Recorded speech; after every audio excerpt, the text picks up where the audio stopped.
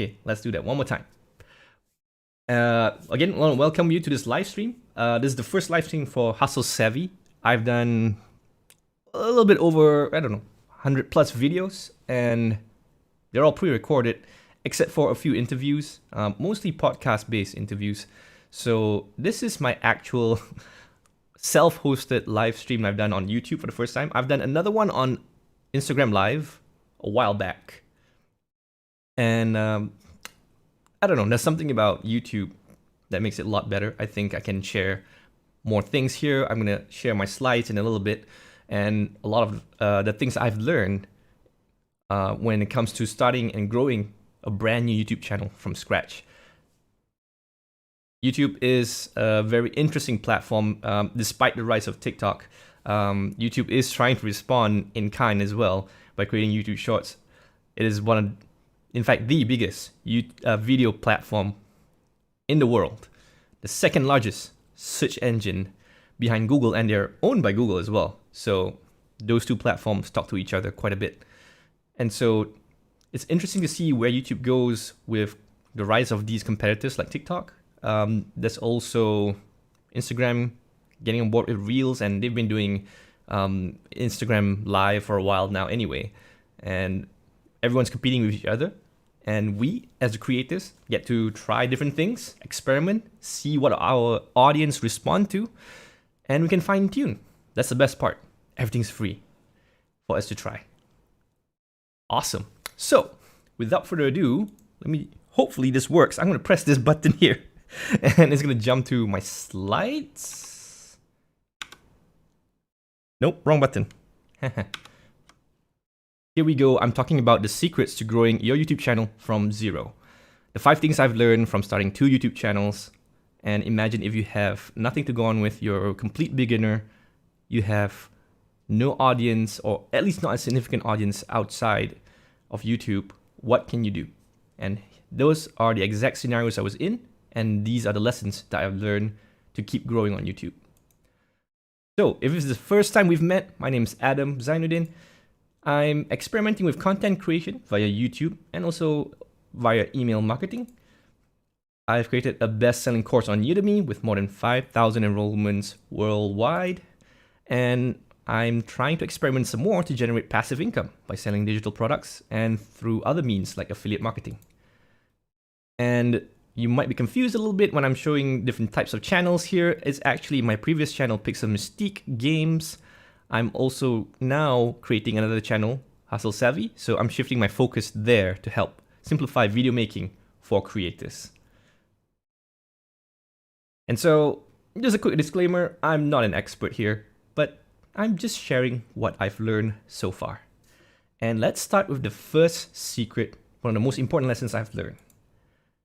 And that is to stand out by being specific. When you speak to everyone, you speak to no one. And by being specific, you actually are able to reduce your competition and stand out. So, as people say, the richest are the niches. Actually, that's Pat Flynn, one of my favorite content creators. He mentioned that. And depending on which part of the world you're from, you may pronounce it as niches or niches. But that's okay. The main point is, the more you niche down, the more opportunities you'll get. And I get a lot of different debates from different people when I make the statement like this. And I like to simplify it by saying generalist versus specialist. There's a correlation that we can find from this concept here. Imagine if you're starting a brand new YouTube channel and you want to focus more on tech. In other words, you're making a tech channel. So you're going to go very broad, and you're going to compete with big channels like this one. Marcus Brownlee, also known as MKBHD, one of the most, if not the number one YouTuber who's focusing on tech. And he's done multiple things across multiple channels and doing all sorts of other brand deals and sponsorship. So he is one of the gold standards here. And if you start a brand new, very general tech channel, you're going to go head to head with this guy and his entire veteran team. Imagine that, 15.1 million subscribers. I filter the top videos that he's got on his channel. You can do that by sorting by most popular. And look at that, Retro Tech Game Boy, 32 million views. Samsung full unboxing magnets, 22 million. And the list goes on. So it's insane for any beginner to start and compete with such a big channel. So what if you take the specialist route? What if you go deeper into a topic? Here's one example. And just at a glance, can you tell what is this channel all about? I'll give you a minute to think about that, and you can write the answer in the chat as we go along. I want to make this as interactive as possible. So, have you figured it out?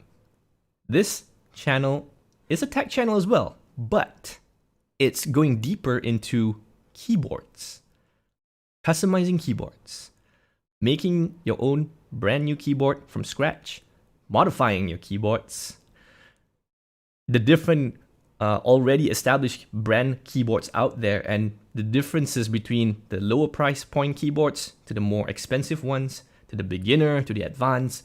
The list goes on. So imagine just by focusing on one item in tech, this channel is able to still hit 6-figure subscribers. Who would have thought? Keyboards. And look at the top performing videos for this channel. Again, I filtered it to sort by the most popular videos. The first video has 3.5 million views. The next one is 2.7 million.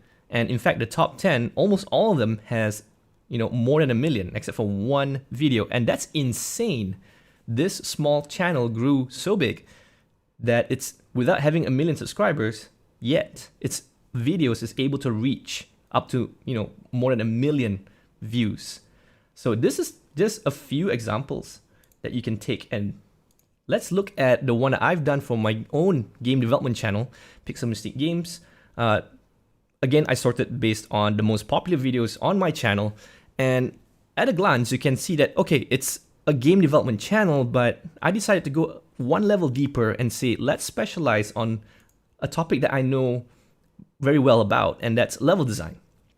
I did my research. I realized that at that point of time, there are not enough level design topics. So for those of you who don't know, when you're making a game, you design the characters, you design, maybe you write the story, the different mechanics and how the game behaves, and you do the coding. One of the things you may do, depending on what type of game that you're building, is actually creating the levels or the environment. And this is what we call level design. And so in my background, in my experience, I've had some interest and also some experience building levels, and I've turned it into a few videos, and as you can see here, they're in my top 10 performing videos. And this goes to show that I had 0 subscribers when I started. I have next to maybe just less than 100 followers on Instagram and Twitter. And my YouTube channel took off because I was able to focus more on specific topics on level design. From 0, and it grew to 1,000. And I stopped posting for a long time, even today, and it's still growing on autopilot. Isn't that insane? So, in a nutshell, generalist versus specialist. You can think about it from other industries' perspective as well. For example, doctors. If you have an eye infection, you can just go straight to a specialist, an eye specialist. If you have a problem with your skin or your heart, whatever part of your body, there are specialists for those specific situations. And here's the other thing. People are afraid that, okay, what if I want to talk about bigger, more general topics? I don't want to just talk about keyboards, for example. Well, you can always start small, build momentum, and then you can grow broader later once you are able to grow and you have a team to support you. Finding your niche is not going to be something that you can accomplish overnight. Some people get it earlier. That's cool. But for most people, it's a long journey ahead. And that's fine. Appreciate the process and know that there's a reward behind that. So, let's keep this interactive. Feel free to flood the chat. What's your channel's niche? Again, this is for those of you who are thinking about starting a channel. What would that channel be about? Be as specific as possible, and you'll find that this is an interesting task on its own. Cool. Just gonna reply to chat real quick, and then we'll hit back to the next point.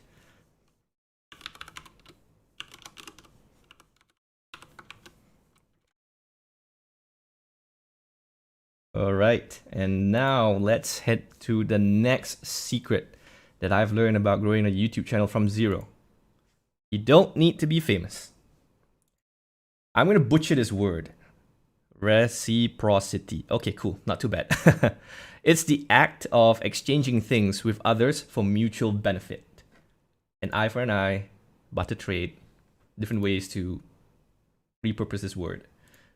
And when you combine that concept with the fact that YouTube is the second largest search engine on the internet, you have tremendous potential to look for the different things that people are searching for every topic. Every single day, every single hour, every single minute, there are people that are just typing in all sorts of questions. Just look at some of the examples here. When I type Malaysian recipes, YouTube will try to do what we call autocomplete. So the search bar is trying to guess what's your next word that you're going to type into the search to complete the sentence or to complete the search query. And this is based on all the data that YouTube has been gathering over the years. And there are a lot of different factors that influence what is being shown here, but it gives you a quick glance of the potential of questions that people ask on the internet. And same thing with cameras, best camera for different situations. You'll be surprised. Just by typing a few words and looking at what is being auto-completed, you can immediately do a first quick research on what's trending, what's popular, what is piquing your audience curiosity. And from there, you can start thinking about, okay, how can I answer these questions? In fact, that's the whole point from this. And that is, without being famous, you can be someone who's actually helpful. And you help people solve specific problems. Here's an example from my channel where I just type in how to use Trello for game development. If I just type how to use Trello, well, there's a lot of use cases for that. Different industries, different types of beginners or intermediate level usage for Trello. But I realized for game development, not so much. Take a look at these top 4 results right here. Top 2 are from Mystique Games, which is my channel. Look at the number of subscribers versus the third one, how I use Trello for game development. That's 12K subscribers, and I'm beating that other channel. Look at the fourth one, 122,000 subscribers, and I'm beating that video as well. So my smaller channel is outranking the other guys in terms of relevancy. Now, of course, it's very complex. There are different things that YouTube take into consideration when it's trying to fulfill the answers or the questions that people type into search. But once you know the exact keywords to put, the exact topic, the exact description, and as long as your video delivers on answering that question correctly, YouTube will put you higher into search because it is more helpful and more relevant to other people. And so, even small channels can rank high. Another example on my other channel, this current channel, Hustle Savvy, 800 plus subscribers when I took the screenshot, but I think we're about 900 plus right now. And once again, I'm beating bigger channels, 19,000 subscriber channels. And the rest is, in the 1,000s. And sure, there's an outlier there, 65 subscribers. But the point is, I'm able to reach number 1 still. And I'm able to rake in 53,000 views despite being a small channel. So this works even though you're a small channel, right? That's interesting because that means that even the small guys get to stand out. And my question to you is, which questions can you answer in the form of videos? Think about that as we dive deeper into this particular secret. Cool. Now, I'm going to move on to the next secret. While you think about that, type in the chat whatever you have in mind. The next secret to make a successful YouTube channel from zero. Secret number 3 is to make them stick till the end. YouTube's recommendation system is designed to not only help find more videos that viewers want to watch, but also to measure and maximize long-term viewer satisfaction. What does that mean? It's not enough that the view or the watch time is long. So in other words, the view percentage is more important than the actual watch time of the video. So just because your video is long, that doesn't mean that it's 100% helpful to watch every single second of that video. And people, being people, they might skip around. So the best creators are able to get as much view percentage as possible, despite whether it's a long video or a short video or a medium video.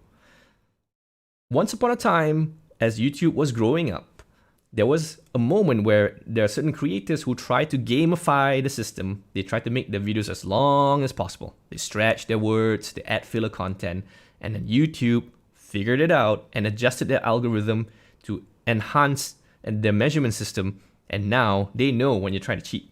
So that's why view percentage is more important. The longer people watch most of your content, the more chance for it to perform well on YouTube. And that means YouTube will start promoting it. So how can you improve the viewer's watching experience?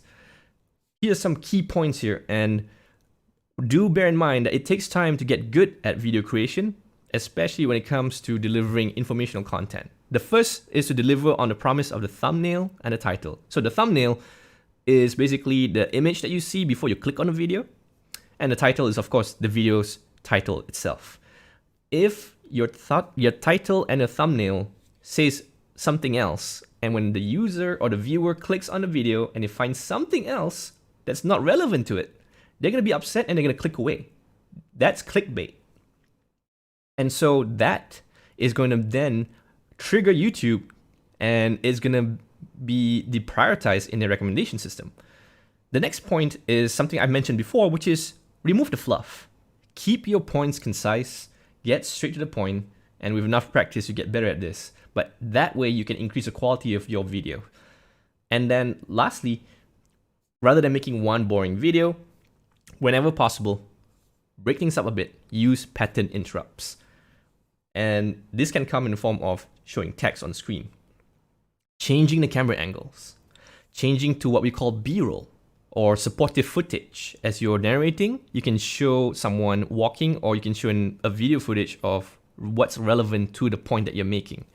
And these are just some examples. There's no way for me to go into all of them in this single slide, but all in all, as long as you can improve the viewer watching experience, the YouTube algorithm will catch on and it will recommend your videos to more viewers.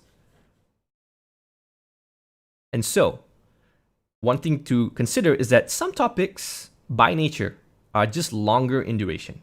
Let's have a look at two examples here. One is 6 minutes, and the other one is about 40 minutes long. Some are even 1 hour long. And you can tell that there's a difference here in how the video title itself is structured and what is the expectation of the viewer. One is about a list of tips for film, specifically to handheld filming. So this is what we call a listicle. So you list down tips, or you list down top 3 options to buy the best camera. You list down maybe top 5 advice for a specific topic. And you can quickly go through that list of tips, whereas something like how to make a website using WordPress, that is an actual step-by-step tutorial. It probably needs some introduction in certain concepts, and the person that's making the video would have to explain one by one what's going on screen and maybe pause for a bit before changing to the next part of the tutorial. So it's naturally going to be long. So the conclusion here is that it doesn't matter about trying to make things too short. You want a higher viewer percentage, so you force it to be 1 minute, or you try to stretch it to be long so that it get more watch minutes. Like at the end of the day, rather than overcomplicating things, just focus on keeping it just right. If it's meant to be 40 minutes and you have step-by-step instructions, let it be. If it can be done in just 5 minutes, try to keep it in 5 minutes. So each video is unique in its own watch duration. So the question here, what will you do to make your videos more concise but more impactful? And as we roll on to the next secret number 4 here, encouraging the binge watching phenomenon. YouTube's main goal is to keep viewers on their platform for as long as possible. The reason for that is the more content that's being watched, more ads will be served, and that means more money for everybody. So when you put all this together, that means that YouTube is more interested in keeping their viewers on the platform and to serve them the right content that will make them watch more and more and more videos. That means as a creator, making videos that interconnect will serve you very well. The YouTube recommendation engine enjoy things that are going to encourage the viewer to click on the next video. So for example, here we have Canon M50, which is a DSLR mirrorless camera. So it's a tutorial for beginners, right? Cool. Now you think about all the other questions a beginner would have when they just bought this Canon M50 camera. It's a very specific title for a very specific type of camera. And so if you are looking to buy this camera or you've already bought it, you have naturally a bunch of questions related to how do you enhance the camera experience further? How do you set it up? What kind of other accessories you should buy to improve your experience? What problems you might run into? For example, Canon M50 have bad battery life. How do you solve that? So by chaining these topics together, naturally a viewer will click on the next one and the next one and the next one. And YouTube will read that and will start finding other similar viewers so that they will do the same. So YouTube has all the data about other viewers as well, not just the ones watching your video right now, and it will try to match the expectation of those viewers who haven't found your channel yet. And this is why encouraging binge watching is very, very rewarding. So I've done the same for Mystique Games, and specifically, remember I said I did a lot of level design videos? Now part of level design, there's also the act of 3D modeling, where you create the environment in 3D, and there's specific softwares and techniques to do that. And so I thought of, okay, let's start with an introduction, and then let's go one by one through the software called Pro Builder. There are different parts of the software that I done my research, and I think, okay, there are people searching for specific keywords. And there's also going to be, not enough keywords, but people naturally would need to learn how to create basic shapes. And then they'll need more editing techniques. And then they start to learn about other parts of the tool, like the drawing of the 3D shape with Polyshape tool.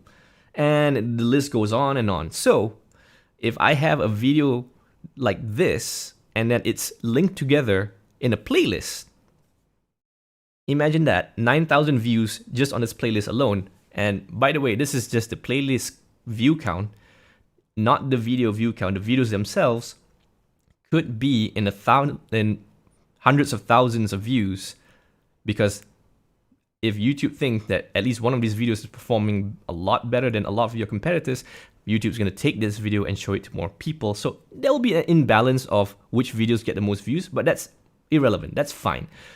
The point here is to make these kind of playlists when you're thinking about creating videos.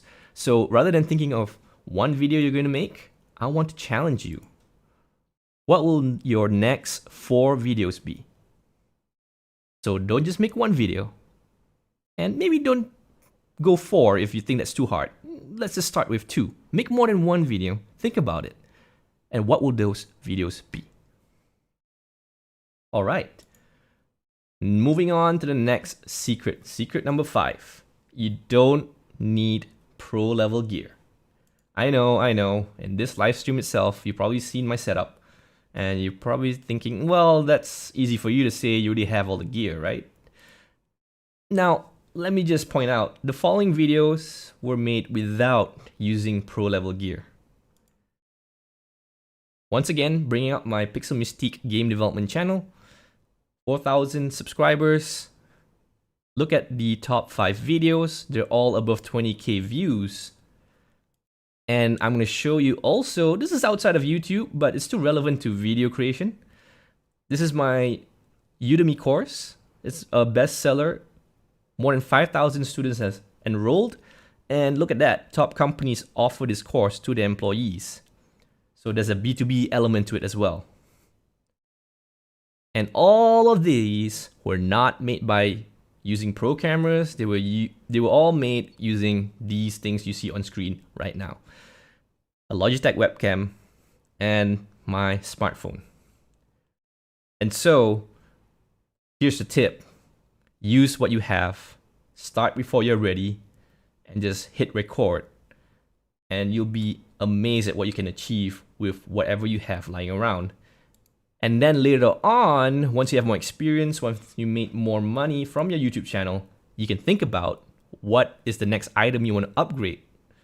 And it doesn't have to be everything. You can always buy things in batches and upgrade the most important thing first, one after the other. And think about this. The point here is that it's not the quality of the picture or the image of the video that is so important, but what matters is your content quality. So just a quick look at the comment section. One of the videos that I made about how to set up your Logitech camera. And these are the comments, and everyone says thank you. Everyone says you made my life so much easier. It's simple, it's helpful. They even ask follow-up questions. I try my best to answer.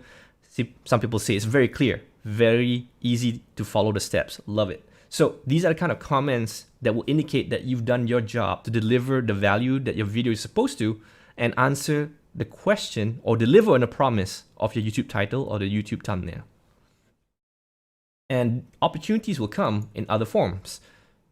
Again, people took notice of the Udemy course I created, and there are other companies out there who are investing into the future of online education, and they've invited me to give a talk and share my experience about creating the Udemy course.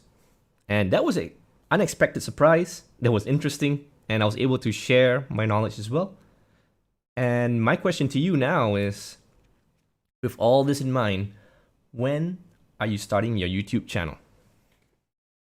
No pressure. And so with that out of the way, let me just have a quick break here.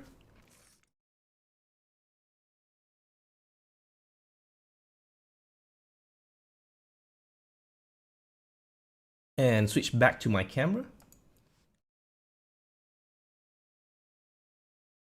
Ooh, there's a bit of a lag here. All right, we're back. Okay, I'm gonna pop by the chat and see how we're doing here. Okay, hello everybody. Thinking of doing makeup review and workout. Wow, that's an interesting channel idea. So makeup review plus workout videos, a nice combination. So some of the best channels I've seen, and one of the ways they're niching down, or one of the strategies they use to niche down, is to combine different industries or different topics, different niches together. So working out combined with makeup, you can do some experiments there to see, how those topics can intersect. And I think makeup tutorials in general, because I have more experience doing informational content, I see there's a lot of competition there. But from what I've seen, just when you're doing your research on your topics, look for the less known brands and look for different types of makeup looks. Maybe for a dinner party, maybe for before doing a workout. I don't know. Do you wear makeup? I'm not a makeup expert. I'm just giving ideas here. You can also look at the different price ranges of different makeup items. And the cool thing about using products in your videos is that people always get pressured to think that they're not big enough yet and they're not going to get sponsorship and brand deals and free stuff. I always tell them, like, look, just start with what you have. Start with what you have. And there's always a strategy to get all these free products later on. But the first things that you have right now, if you can make 10, 20 videos from it to get the momentum going, it's not only about building up your brand and reputation, but it's also about you getting comfortable with the camera, you finding your style, and finding your presentation positioning and style as well. So those are things to consider. And then On the workouts part of it, it's also competitive. I think there's a need to go even deeper on like what types of workout, for whom, which age group you're looking to appeal to. Are you combining with nutrition? Are you about different styles of workout combined, a specific goal to achieve? So there's so many angles to attack to separate yourself from the bigger channels, the bloggeritis and the fitness blenders of the world. So that's interesting. Cooking channel. Yeah, cooking is also another interesting niche, I would say. People always look out for food. People always want to, meal prep. That's another idea for combining with workouts and fitness type channels. But even if you don't do fitness type channel, you can still do cooking related to other aspects of potential problems your potential segment or the audience is looking for. For example, if you've done your research and you're thinking to appealing to busy moms who have kids, right, and who are working, that angle itself and the type of meals that you prepare for your videos can make a difference. Not every channel will be able to tackle that topic. Like, yeah, even the bigger channels, they might have 1 or 2 videos per year that kind of attack that topic directly. But if you are starting out and all you do is focusing on those topics, the bigger ones cannot compete with you that way. And you get to carve your niche a little bit better, even though you're small. If that makes sense. Yeah, so I think cooking is interesting. There's so many types of dishes. There's so many types of... the different countries as well have different types of dishes, different states. There's different tools nowadays as well. Like, I could imagine some people talking about how to cook a pancake using a different tool.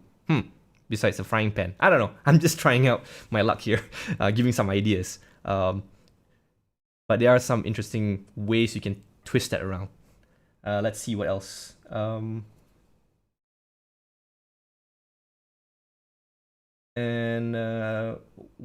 I guess, how to enjoy working out every day. Yeah, this sounds like a video question that you will try to answer in the form of a video. How to enjoy working out every day. Yeah, that's an angle to attack as well. And then, of course, you can combine that sentence or that question with how do you enjoy working out every day as a mom. Keep going to moms. It's one of the most difficult job on earth. So, or maybe how do you enjoy working out as a corporate person? I don't know. So the combinations of things from just that question as well is interesting to experiment with. Again, these experiments, when you're doing any kind of content, not just on YouTube, whether it's on Instagram or Facebook, any social content, any informational content, there's always going to be hypotheses that you have, especially when you're just starting out. Even though you've done all the best research, you may not be on point as you think. So until you actually produce the content and see the responses from people, you will never know the answer to that. And over time, the reason why people say you should keep making more content, more videos, is because you'll get more data. And then from that data and those feedback, you can adjust your future content. So why some channels give up is because they couldn't take this whole routine of creating more and more content. Nobody said you have to create content every day, but whatever cadence you have that works for your schedule, whether it's bi-weekly, once a month, once a week, if you can keep consistently, being consistent and keep uploading, you'll get that enough data and the audience will know that, okay, every 2 weeks, this person is going to show up and give me a very good video. And even if it's not good, I know the next 5 is going to be good. So there's that predictability from your audience as well, combined with the data that you get, and then you create even better videos. So it's a snowball exponential growth. It's an effect that will only happen if you experiment and actually do it, rather than just thinking and, what if there's a best video that'll get 1 million views in my first attempt? Yeah, good luck with that.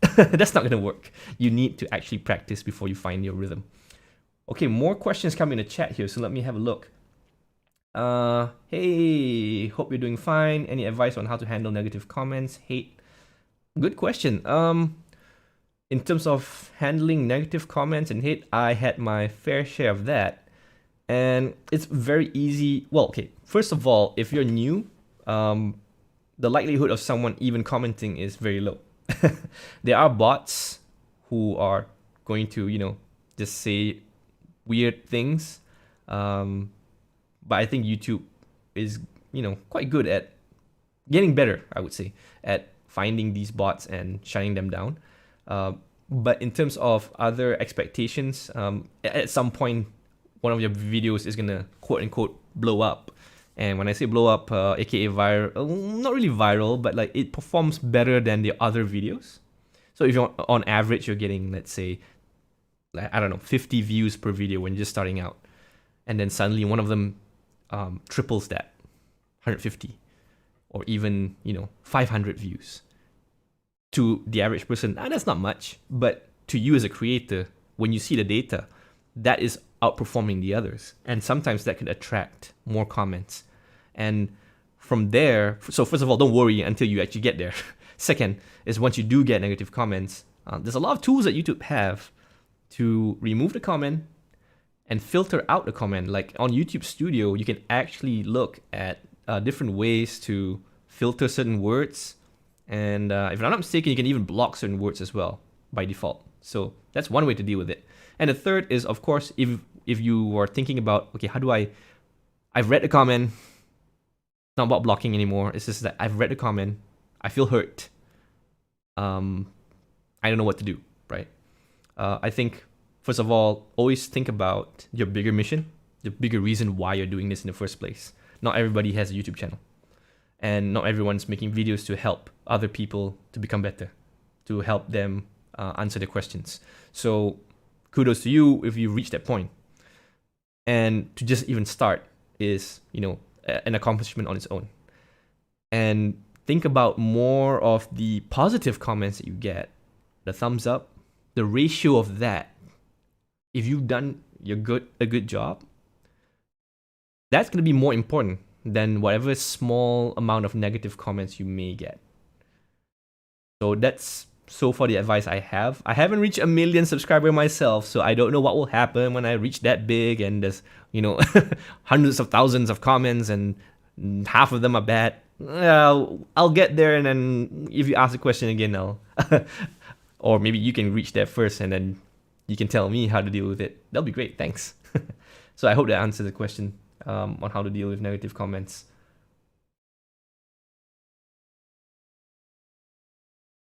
So one more look at the chat here. And I think I've answered all the questions.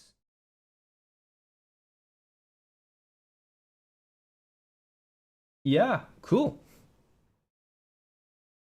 The question was an answer to your question. Good tips on the angles to further your niche. Oh, thank you very much. Yeah, there are different ways to do that. I'll leave some links in the comments or in the description on some of my older videos I've done about niching down and different ways to do research for free. You can use Facebook groups, you can use Reddit, you can use all sorts of other platforms that already have a lot of data, a lot of segments of audiences, groups of people, also known as tribes in the marketing world. People who have similar interests, not just demographics, right? Demographics is about age, location, and all that, but you can also think about when you're doing content, common interest is more important, in my opinion, than just relying in the old school demographics. So if everyone has a similar interest in cameras, for example, which is why I'm trying to experiment with this channel, Hustle Savvy, I'll be honest, I'm experimenting in different angles, and from a year or so when I started the channel, I'm still figuring out my rhythm. So I'm going to be authentic here. I haven't had it all figured out on this new channel. I had it better figured out on my previous channel. But it comes down to the fundamentals that I shared in the presentation, which is first knowing how to differentiate yourself from other channels. Even though you think you're in, let's say, the video niche, There's always sub niches in it. Some people focus only on tutorials on live streams, for example. Some people focus on the camera hardware, for example. And there are others who focus on the video editing aspect and the different softwares. So even from there, I can really branch out to different ways. And there's also the other aspect of creating videos that once you've kind of know which deeper path you want to go to, what are the next top 10 videos you're going to make to create that binge watch effect. And then that will actually exponentially grow your channel views, your subscriber count, and then build the momentum for you. And then you get more data, and then it grows even more, because with more data, you make even better decisions, and you know your next 10 videos after the 10 videos you made earlier. And those will be better videos because not only with the data that you have more accuracy, but you have more experience with camera. You have done more editing, so your editing will be better. Your script will be tighter. And it's a little awkward in the beginning because you're trying to find your voice, your style of presentation as well. So along the way, I noticed even for myself, I start to inject more humor. I become more of myself and projecting myself more on camera rather than just trying to do quote unquote the right thing and follow other people. But in the beginning, these are the things that will be part of your journey to discover. There's also another question. I'm thinking of reviewing mundane things: cheap pens, dishwashing liquid, broomsticks, face wash. Interesting. Mundane things.